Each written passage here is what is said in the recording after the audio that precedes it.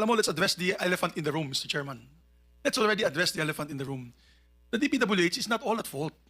Kasi yan, kanina pa, nahiya lang si Secretary, Mr. Chairman. Pero in our conversations together, together with Secretary Mina, namamanggal yung budget. Iba yung NEP, paglabas po ng ng GAA, yung General Appropriations Act. And I've had conversations with the good secretary na sabi niya, wala na yung aming flagship projects, wala na kaming road right of way. Out of sheer frustration. Hindi kasalanan ni Sec yun, Mr. Chairman. Kasi tamang sinabi niya, pagdating sa NEP, vetted na yan.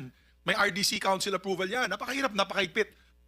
And the DBM also knows that there's a vetting process. Kaya paglabas po ng budget, iba nang itsura ng budget, wala na po sila magagawa dahil batas po yan. Kailangan po nilang implement yun. That's the elephant in the room. Kaya tama si Toby Chanco sa Kongreso kahapon. Ibigay yung mga amendments from the NEP and after the BICAM. Kasi napakasimple lang po yan eh. Ito po yung NEP, ito po yung amount. Yung marami dyan, walang kalokohan na projects, walang flood control, walang cat's eyes, walang pagbili ng solar lamps, paglagay po ng road barrier, rock netting, tsaka yung pintura sa kalsada. Paglabas ng budget, inamend yung budget nila, linagay na po lahat yun. We need to find out the proponents of that, and the President is in the right track.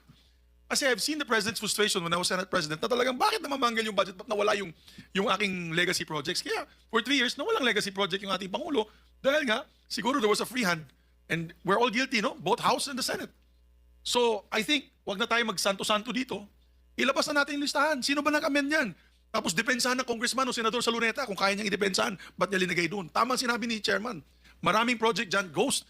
Meron pa nga hindi ghost, ginawa pero kalahati lang. Supposed to be 100 linear meters, naging 15 linear meters na lang.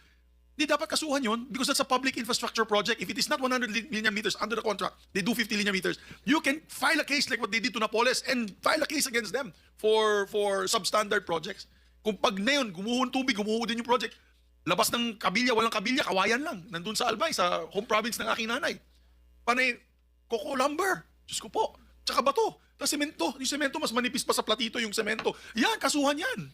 Kasuhan ka agad yan. Tapos tignan mo yung proponent. Kung wala po sa NEP yan, sino ba naglagay na politiko dyan?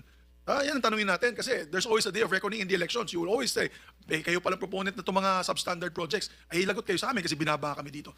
That's the elephant in the room, Mr. Chairman.